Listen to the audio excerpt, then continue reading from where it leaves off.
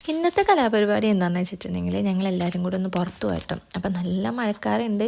എത്രത്തോളം ഞങ്ങളുടെ പുറത്ത് പോകേണ്ട പ്ലാൻ സക്സസ് ആവുമെന്ന് അറിയില്ല. കാരണം മഴ എപ്പോൾ വേണമെങ്കിലും ഇടിച്ചു കുത്തി പെയ്യാന്നുള്ള ലെവലിലാണ് നിൽക്കുന്നത്. അപ്പം ഞാൻ, ഉമ്മച്ചി, എൻ്റെ രണ്ട് പിള്ളേർ, പിന്നെ ഇത്താത്തയുടെ മോള്, പിന്നെ വീടിൻ്റെ അടുത്തുള്ള ഇത്ത, അങ്ങനെ ഞങ്ങളെല്ലാവരും കൂടിയാണ് പോകുന്നത്. നമ്മുടെ കോട്ടപ്പുറത്തുള്ള കോട്ടപ്പുറം ഫോർട്ട്, മുസിരിസ് അങ്ങനെയൊക്കെ പറയും. നമ്മുടെ പൊഞ്ചു മറിയം ജോസ് ആ സിനിമയൊക്കെ ഷൂട്ട് ചെയ്തില്ലേ, ആ ഒരു സ്ഥലമായിട്ട് ഇത് കോട്ടപ്പുറം. നല്ല രസമാണ് അവിടെ കാണാനായിട്ട്.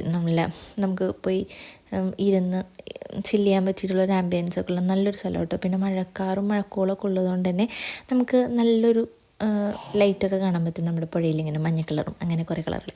അങ്ങനെ അവിടെ പോയി കഴിഞ്ഞിട്ടുണ്ടെങ്കിൽ അങ്ങോട്ടും ഇങ്ങോട്ടും തേരാപ്പാര നടക്കാമെന്നുള്ള ഞങ്ങളുടെ പ്രത്യേക ശീലമായതുകൊണ്ട് തന്നെ അങ്ങോട്ടും ഇങ്ങോട്ടും കുറേ നേരം കിടന്ന് കുറേ വീഡിയോസൊക്കെ എടുത്തു. അപ്പോൾ രണ്ടാളും വീഡിയോ ഒക്കെ ഒന്നും പോസ്റ്റ് ചെയ്യാൻ വലിയ താല്പര്യമൊന്നും ഉണ്ടായിരുന്നില്ല. കാരണം ഞങ്ങൾക്ക് വിശന്ന് തുടങ്ങിയിട്ടുണ്ടായിരുന്നു.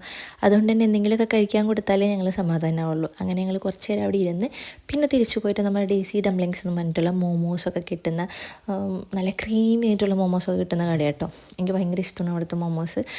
എനിക്ക് എപ്പോഴും ക്രീമി ആയിട്ടുള്ള സാധനങ്ങളോട് ഭയങ്കര ഇഷ്ടമാണ്. അതുകൊണ്ട് തന്നെ അവിടുത്തെ ക്രീമി മോമോസ് എനിക്ക് ഭയങ്കര ഇഷ്ടമാണ്.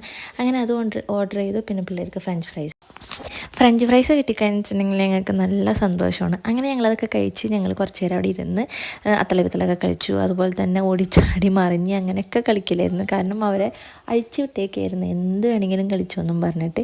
അങ്ങനെ കുറേ നേരം ഞാനും അവിടെ തൂങ്ങിപ്പിടിച്ചൊക്കെ നിന്നായിരുന്നു. കാരണം ഫിലിമിന് പോകാനായിരുന്നു. അപ്പോൾ വീട്ടിൽ പോയിട്ട് പിന്നെ തിരിച്ച് വന്നിട്ട് പോകാമെന്നുള്ളത് ഭയങ്കര ടാസ്ക് ആയതുകൊണ്ട് ഞങ്ങൾ കുറേ നേരം അവിടെ ഇരുന്ന് വെറുതെ തേരാപ്പര നടന്നും ഇരുന്നും അങ്ങനെയൊക്കെ ഇരുന്നു. അപ്പോഴാണ് ഈ ഒരു കട കണ്ടത്, ഗുൽക്കണ്ട പാണ്ട എന്ന് പറഞ്ഞിട്ട്.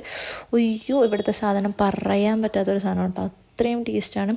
എനിക്ക് സാധാരണ പഴത്തിനോടൊന്നും വലിയ താല്പര്യമില്ലാത്ത ആളാണ്. പക്ഷേ ഇതിൻ്റെ ഉള്ളിൽ ആ റോബസ്റ്റ് പഴമൊക്കെ അരിഞ്ഞിട്ട് അതിൻ്റെ അകത്ത് ഐസ്ക്രീമും നമ്മുടെ ഗുലാബ് ജാമുനും ഒക്കെ ഇട്ട് തന്നപ്പോൾ അയ്യോ എന്തൊരു ടേസ്റ്റാണെന്ന് പറയും. ഇപ്പോഴും എനിക്കത് ആലോചിക്കുമ്പോൾ തന്നെ വയൽ കപ്പലോടും. അങ്ങനൊരു സാധനം കേട്ടോ. നമുക്ക് അത്യാവശ്യം ക്വാണ്ടിറ്റി ഒക്കെ ഉണ്ട് കഴിക്കാനായിട്ട്. അത്യാവശ്യം ടേസ്റ്റി ആയിട്ടുള്ളൊരു സാധനമാണ്. അപ്പോൾ കോട്ടപ്പുറത്ത് പോകുന്ന ആൾക്കാരൊക്കെ ഉണ്ടെങ്കിൽ ചിലപ്പോൾ ടേസ്റ്റ് ചെയ്തിട്ടുണ്ടാവും. എന്നാലും ടേസ്റ്റ് ചെയ്തിട്ടില്ലെങ്കിൽ ഒന്ന് ടേസ്റ്റ് ചെയ്ത് നോക്കിക്കോ. അങ്ങനെ ഞങ്ങൾ സിനിമയ്ക്ക് വന്നു. സിനിമയ്ക്ക് 9:30 ഷോക്കാണ് വന്നിട്ടുണ്ടായിരുന്നത്. അപ്പം സിനിമയ്ക്ക് കയറുമ്പോൾ ഞങ്ങൾക്ക് കുറിക്കാൻ എന്തെങ്കിലും കൊടുത്താലേ അവിടെ അടങ്ങി ഒതുങ്ങിയിരിക്കുള്ളൂ. അതുകൊണ്ട് തന്നെ ഞങ്ങൾ പോപ്കോൺ ആദ്യം തന്നെ മേടിച്ച് കൈ വെച്ചു. എവിടെ സിനിമ തുടങ്ങുന്നതിന് മുമ്പ് തന്നെ അത് തീർക്കും രണ്ടാളും കൂടെ.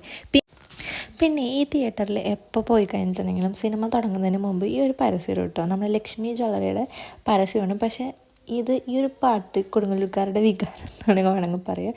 നമുക്ക് ആ തിയേറ്ററിൽ പോയി കഴിയുമ്പോൾ ഈ ഒരു പാട്ട് കേൾക്കുമ്പോൾ നല്ലൊരു ഫീല് കിട്ടും കേട്ടോ.